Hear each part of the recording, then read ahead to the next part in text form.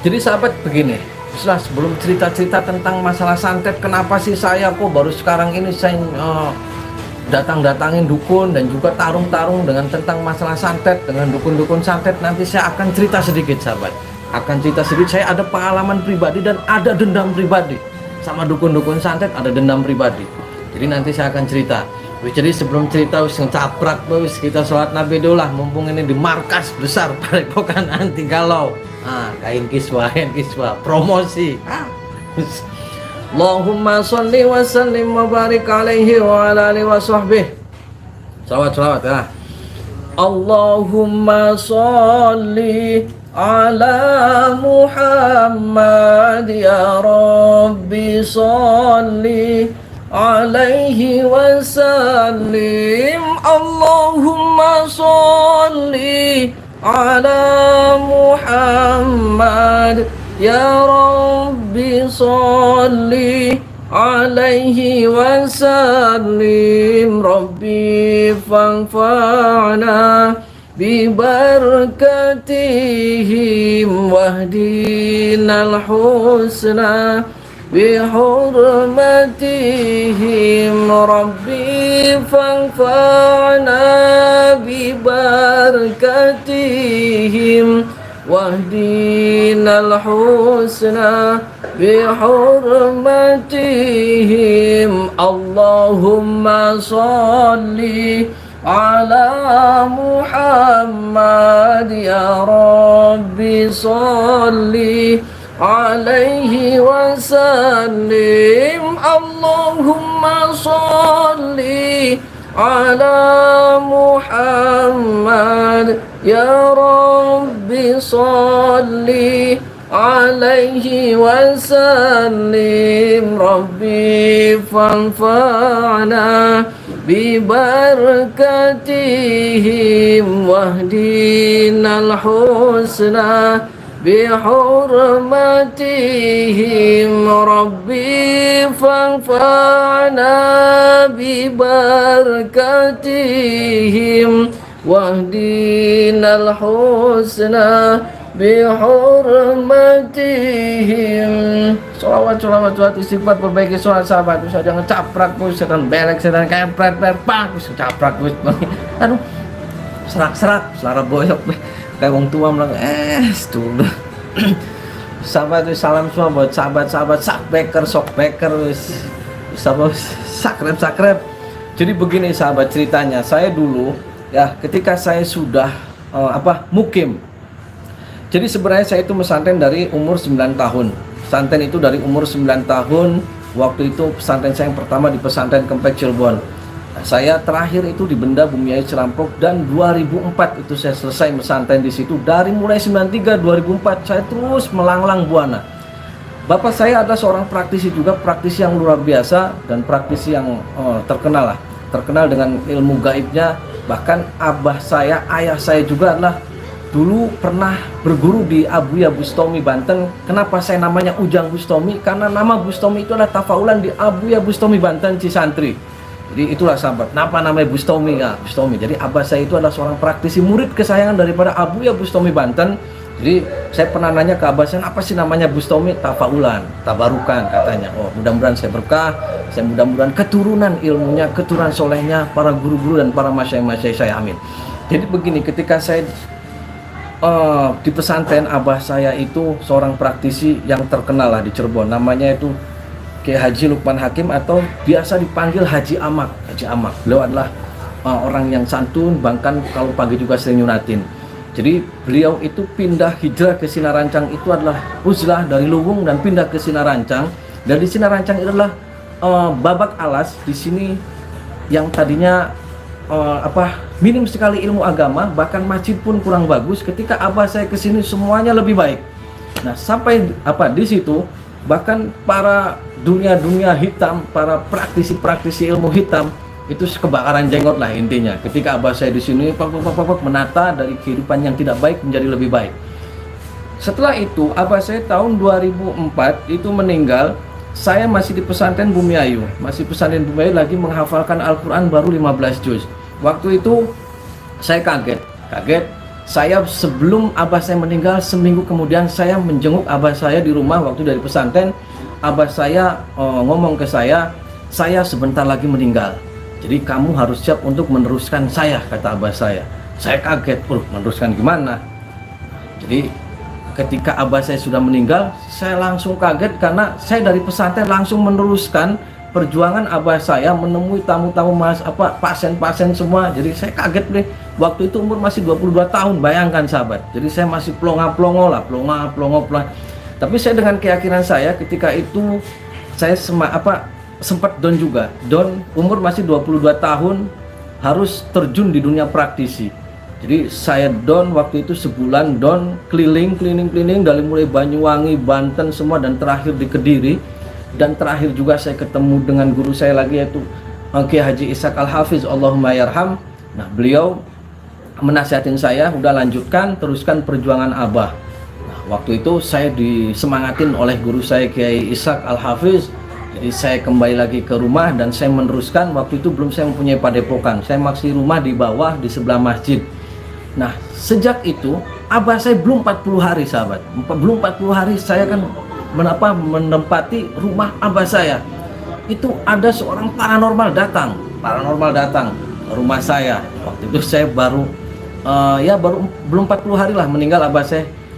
Saya datang, kirain saya tamu, jadi assalamualaikum, waalaikumsalam. Terus saya buka pintunya, ya kaget, dia pakai belangkon, terus dengan pakaian sopannya, pakai sarung dan bawa keris di sini, datang ke saya. Terus saya karena beliau tamu yang datang, saya ngomong dari mana, terus ada keperluan apa. Beliau dengan santunnya, dengan ngomongnya seperti ini, saya nggak perlu tahu. Saya tahu abah Anda telah meninggal. Jadi begini, saya pengen kamu itu akan menemui juga abah kamu. Maksudnya nyusul. Kamu juga tidak lama lagi, seminggu lagi akan mati. Saya kaget. Aduh, kenapa orang namu langsung seminggu lagi kamu mati? Terus maksudnya gimana? Ya kan kemarin abah kamu meninggal. Saya tidak suka dengan perjuangan bapak kamu. Sekarang kamu seminggu lagi akan mati. Kaget. Waktu itu saya jiwa mudanya terpancing. Nah, dia ngomong seperti itu, tamu, saya tuan rumah, saya langsung nyolot. Nah, kok ngomong begitu? Emang Anda punya nyawa? Saya punya nyawa. Oh begitu. Jadi gimana? Ya saya bilang, saya tidak takut. Saya berkeyakinan bahwasanya nyawa adalah milik Allah. Saya bilang, kalaupun saya seminggu lagi saya mati menyusul abah saya ikhlasillah karena Allah. Kalaupun tidak, terus bagaimana? Dia bilang, oke, kita tarung. Oke. Selama itu, setelah ngomong deal-dealan terus kita tarung, langsung dia permisi. Oke, permisi. Dengan permisi, saya waktu itu saya kasih air, saya ngobrol biasa bincang, tapi terakhir jeduk bikin jantungan. Waduh. Cuman saya waktu itu ngeper juga kan, masih dua-duanya sudah tua kan, gondrong tua. Waduh, saya sangar. Nah, waktu itu saya langsung telepon guru saya, Pak Yai, ini tadi ada paranormal datang ke rumah saya. Dia ngomong saya seminggu lagi mati, katanya. Mau menyusul abah saya yang sudah meninggal. Terus gimana Pak Yai? Kata Pak Yai, terus kamu jawab apa? Saya bilang, oke, saya layanin. Pak Yai malah ketawa, bagus katanya, lawan. Nah, saya waktu itu pas malam pertama dia waktu datang, ingat saja jam 4 sore.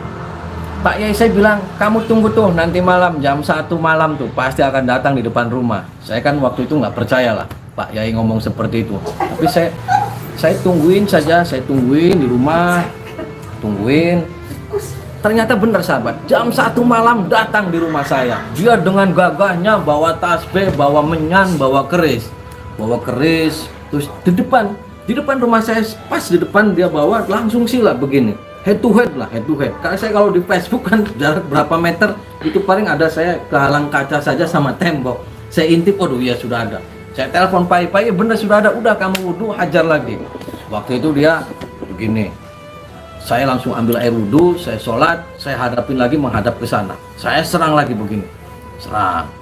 Nah, pas setengah jam kemudian ada suara ledakan, depan saya. Apa yang terjadi di depan saya ini? Ada pecahan kaca, pecahan silet, ada jarum pentul, ngeler di depan. Ada jarak berapa lah, 2 kilan ngeler di situ. Karena waktu itu saya digelapin, begitu dinyalain lampunya ternyata ya pecahan-pecahan itu dengan suara ledakan di depan saya, ternyata itu yang meledak di depan saya adalah pecahan-pecahan beling, kaca, sampai jarum pentul semuanya lah. Waktu itu ketika ledakan itu sudah, dia pergi. Itu hari pertama. Hari kedua, malam kedua pun dia sama, sahabat. Nah, pas malam ketiga saya lupa, waktu itu saya dari Jakarta, saya ketiduran. Dari Jakarta kan mopo, ya, setengah sanga nyampe rumah setengah 9 langsung tidur di kasur. Saya lagi tidur dilempar itu, sahabat, dengan jinnya dia, jeduk, saya dilempar sampai mental ke tembok. Saya sampai ininya geseng, saya langsung ke kaca, langsung kan bentuk. Ternyata saya intip lagi, dia sudah ada di depan rumah lagi. Waduh, saya ingat, langsung saya ambil buru lagi, perang lagi. Apa yang terjadi? Jeduk, barat gitu lagi. Terus. Nah, pas malam yang ketujuh, sahabat, malam yang ketujuh, dia itu saya lihat pas persis banget. Dia menyalakan pentol korek, pakainya korek, terus ada pentolnya. Jegres. Dia nggak tahu megang apa medianya, dia diginiin, terus nyala. Ya, begitu nyala, dia cuma ditiupin aja. Puh. Itu yang tadinya api kecil di depan dia duduk, puk, sampai mau menghajar ke saya, karena ada tembok pembatas.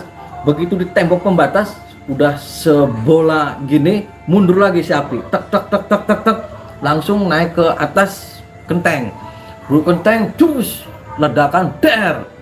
Begitu saya ditengok di belakang rumah, ternyata pohon kelapa saya yang terbakar, sahabat. Aduh, begitu pohon kelapa saya terbakar, saya telepon lagi Pak Yai, ini pohon kelapa kebakar. Apa yang dijawab Pak Kiai saya, guru saya? Malah ketawa, udah tungguin lagi aja. Kenapa Pak Yai? 3 hari lagi bakal ada yang meninggal. Waduh, saya kaget, ada yang meninggal. Siapa Pak Kiai? Saya apa dia? Udah, nanti 3 hari ada yang mati. Ternyata apa, sahabat? 3 hari lagi saya mendapat kabar dianya sudah terkapar di rumah sakit. Dan di rumah sakit sampai 4 hari di ICU, tidak bisa diabetes, is dead. Nah, dari situ muncul lagi yang lain, keren lagi tuh. Paranormalnya perempuan datang lagi. Dengan udah tua datang lagi, terbang. Wow, ini bukan cerita ngarang, nggak, bukan. Karena ini kejadian saya mendatangi paranormal, mendatangi praktisi, saya mendatangi dukun santet. Saya ada cerita sejarah bahwasanya saya dulu pernah dibegitukan, saya pernah diancam. Saya masih umur 22 tahun. Waktu itu saya masih sedih kehilangan abah saya sudah didatangi, diancam. Kan saya ya sampai sekarang kurang ajar. Jadi begitu, sahabat. Jadi ketika saya mendatangi dukun-dukun santet dan saya tarung head to head, emang dulu pernah 3 kali, malah bukan 1 kali, 2 kalinya biasa saja, yang 3 kalinya lagi di kuburan.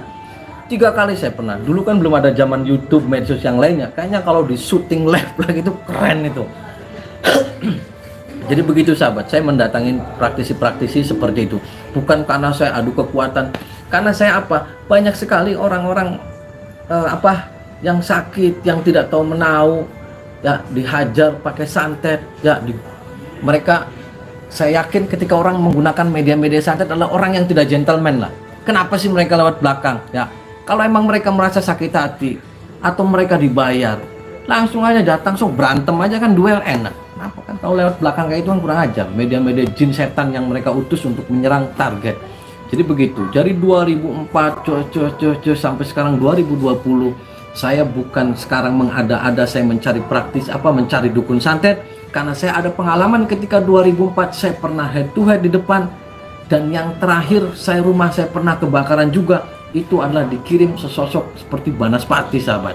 Dulu lah kalau ngeliat berita pasti rumah saya pernah kebakaran. Itu waktu itu saya habis syuting di Serandil. Waktu itu saya masih di program 2 Dunia. Saya mau syuting berangkat ke Pulau Mas, nyampe terminal ditelepon rumah kebakaran, saya pulang ke situ sudah rata sama tanah.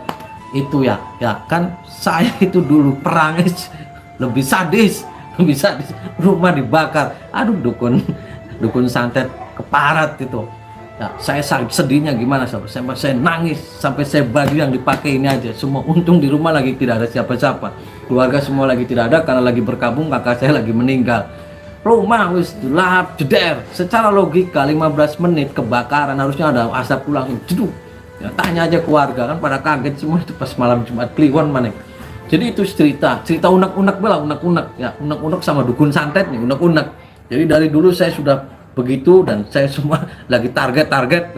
Jadi ada dendam pribadi, kenapa sih kok nyerang saya gitu, kenapa sih rumah saya sampai dibakar, kenapa sih sampai datang ke rumah saya mati seminggu, kenapa, kan saya cuma bantu orang-orang yang datang ke saya minta tolong sakit ini. Jadi mereka ya seperti itulah, kurang ajar, setan belek, saya pret pak. Ya, jadi saya ketika sekarang saya mendatangi praktisi-praktisi silaturahmi, kalau praktisi yang lempeng-lempeng saya ngobrol aja. Saya mendatangi dukun santet, terus tarung, bukan saya karena gagah-gagahan adu ilmu, bukan karena saya kayak Power Ranger, bukan. Saya ada dendam pribadi dari awal, dan sampai sekarang pun mereka nggak kapok kon gua. Saya sampai sakit hatinya, rumah sampai dibakar, mohon nggak, aduh. Skala aku setan belek, setan engklek. Jadi ini ceritanya lagi curhat, sahabat, curhat. Oke, saya minta doanya sama sahabat-sahabat semua. Doanya saya akan terus untuk amar ma'ruf nahi mungkar, dan terus untuk meluruskan yang bengkok-bengkok. Dan saya juga kalau ada praktisi yang mau diajak dialog untuk kita bagaimana, karena ilmu hikmah itu, praktisi itu ada ilmu semua dari Allah. Ketika ilmu itu semua dari Allah, maka pergunakanlah untuk kebaikan, menolong orang, itu saya dukung. Karena semua orang praktisi itu hebat semua, ilmunya itu hebat, semua itu syariat hebat semua. Saya salut semua. Di Indonesia itu berapa juta praktisi, saya salut. Tapi kalau sudah melencengkan ilmu praktisi untuk tujuan-tujuan yang tidak baik, untuk tujuan-tujuan menyakitin orang, itu yang saya tidak setuju. Apapun, jangan pernah takut santet, jangan pernah takut setan belek. Takutlah kepada Allah Subhanahu wa taala, Allah Azza wa Jalla. Allahu Akbar. Allahumma shalli wa sallim wa barik alaihi wa ala alihi wa sahbihi. Wallahul muwaffiq ila aqwamit thoriq. Wassalamualaikum warahmatullahi wabarakatuh.